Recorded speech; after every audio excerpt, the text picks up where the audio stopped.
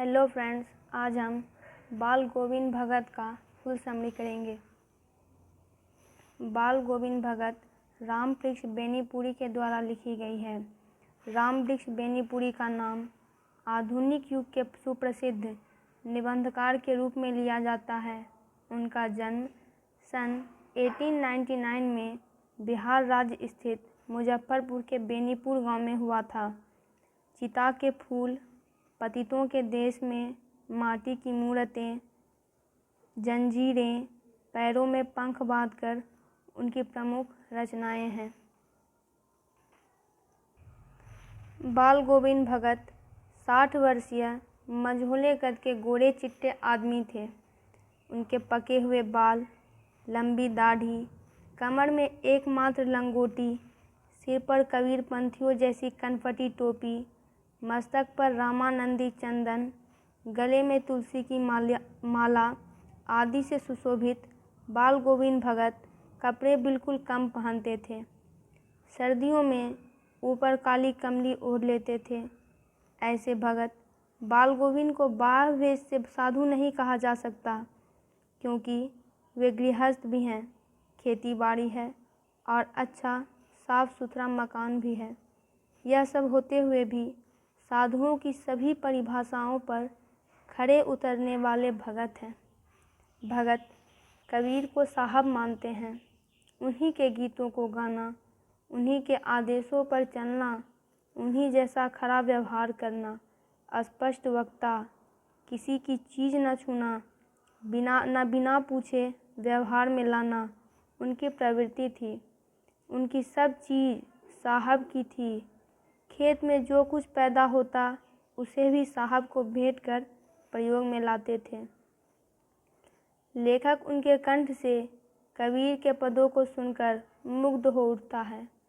आषाढ़ में वर्षा होने पर समूचा गांव खेतों में है। बच्चे पानी भरे खेतों में उछल रहे हैं। औरतें कलेवा लिए मेड़ पर बैठी हैं। आसमान में बादल हैं। ठंडी हवा चल रही है। इसी समय अपने खेत में धान की रोपाई कर रहे भगत के कंठ में फूटता हुआ स्वर कान में पड़ता है तो बच्चे झूम उठते हैं। औरतों के होंठ कांप उठते हैं। हलवाहों के पैर ताल से उठने लगते हैं। रोपाई करने वालों की अंगुलियां एक क्रम में थिरकने लगती हैं। बाल गोविंद भगत के संगीत का ऐसा जादू है। बादलों से भरा आकाश और अंधेरे में भगत का संगीत चौंका देता था। सब सो रहे होते थे और भगत का संगीत जाग रहा होता था। उनका संगीत सोए हुओं को जगा देता था। उनका संगीत अंधेरे में अकस्मात कौंध उठने वाली बिजली की तरह चौंका देता था। तेरी गठरी में लगा चोर मुसाफिर जाग जरा। कार्तिक आते ही उनकी प्रभातियाँ शुरू हो जाती थी। प्रभाती यानी कि प्रातः काल गाए जाने वाले गीत, जो फाल्गुन तक चलती थी। इन दिनों सवेरे ही ना जाने कब उठकर गांव से 2 मील दूर नदी में स्नान करके लौटते और गांव से बाहर पोखर के ऊंचे भिंडे पर बैठकर खंजरी लेकर गाने लगते थे। एक दिन लेखक भी वहां खिंचा चला गया और उसने देखा कि दांत किटकिटाने वाली सर्दी की भोर में काली कमली ओढ़े भगत खंजरी लिए चटाई पर बैठे हैं। लेखक ने देखा कि खंजरी पर उनकी उंगलियां बराबर चल रही हैं। गाते गाते इतने मस्त हो जाते कि कमली सिर से नीचे खिसक जाती। लेखक कम कपा रहा था, किंतु भगत के मस्तक पर श्रमबिंदु चमक पड़ते थे। श्रमबिंदु यानी पसीने की बूंद। गर्मियों के दिनों में सायं को गांव के कुछ लोग जुड़ जाते थे। खंजरियों और करताल की भरमार हो जाती थी। भगत पद गाते और प्रेमी मंडली उसे दोहराती। धीरे धीरे स्वर ऊंचा होने लगता। गाते गाते एक स्थिति ऐसी आती जब भगत खंजरी लिए नाच उठते। उनके साथ सबके तन मन नृत्य कर उठते। सारा आंगन नृत्य और संगीत से भर जाता। लेखक भगत की साधना को देखकर उस दिन दंग रह गया जब भगत का इकलौता बेटा मरा, जिसे भगत बहुत मानते थे, जिसकी बड़ी साध से शादी कराई थी, वही बेटा मर गया है। बेटे को आंगन में चटाई पर लिटाकर एक सफ़ेद कपड़े से ढक दिए हैं। अपने ही रोपे गए पेड़ों से फूल तोड़कर बिखरा दिए हैं। तुलसी दल भी बिखरा दिए हैं। सिरहाने एक चिराग जलाकर रख दिए हैं और ज़मीन पर आसन जमाए वही पुरानी तल्लीनता से उसी पुराने स्वर में गीत गाए जा रहे हैं। पतोहू रो रही है, उसे स्त्रियां चुप करा रही हैं।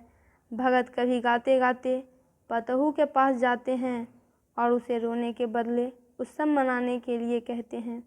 आत्मा परमात्मा में मिल गई, विरहिणी अपने प्रेमी से जा मिली, भला इससे बढ़कर आनंद की कौन बात हो सकती है।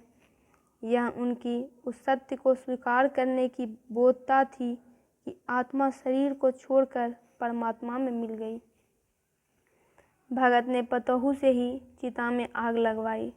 श्राद्ध की अवधि पूरी होने पर पतोहू के भाई को बुलाकर उसके साथ कर दिया और उसकी शादी करने का आदेश भी दे दिया।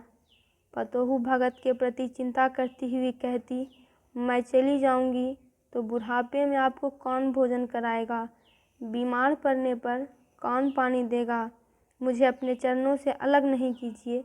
भगत का निर्णय अटल था। भगत ने पतोहू से कह दिया, तू जा, नहीं तो मैं ही घर को छोड़कर चल दूंगा। इस दलील के आगे पतोहू की कुछ नहीं चली। भगत हर वर्ष गंगा स्नान करने जाते, पैदल ही जाते। करीब 30 कोस पर गंगा थी। घर से खाकर जाते और लौटकर घर पर ही खाते। रास्ते भर खंजरी बजाते गाते, जहाँ प्यास लगती पानी पी लेते।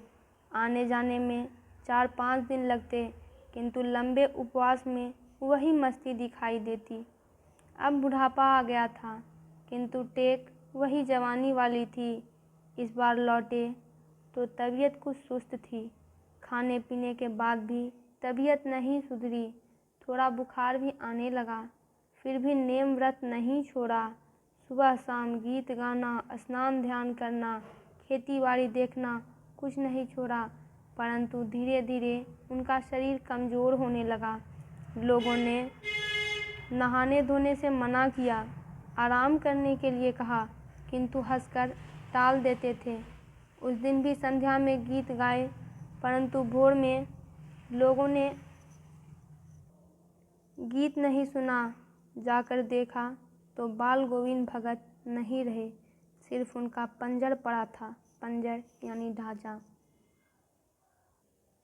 तो दोस्तों, बाल गोविंद भगत नामक प्रस्तुत पाठ में लेखक रामवृक्ष बेनीपुरी ने ऐसे विलक्षण चरित्र वाले व्यक्ति का रेखाचित्र खींचा है जो मानवता, लोक संस्कृति, सामूहिक चेतना तथा करनी कथनी में साम्यता रखने वाले का प्रतीक है। पाठ में लेखक ने यह बताने का प्रयास किया है कि मनुष्य कुछ विशिष्ट गुणों के आधार पर सन्यासी हो सकता है, पर बाह्य आडंबरों जैसे वेश, दिखावा युक्त कर्म करने से कोई सन्यासी नहीं होता। बाल गोविंद भगत अपने गुणों तथा कर्म के आधार पर सन्यासी थे, दिखावे के नहीं। इसके अलावा लेखक ने समाज में व्याप्त विभिन्न कुरीतियों और बुराइयों पर करारा प्रहार किया है। लेखक ने भगत के माध्यम से परिश्रम, त्याग आदि की महत्ता पर प्रकाश डालने के साथ ही ग्रामीण जीवन की सजीव झांकी का प्रस्तुतिकरण भी किया है।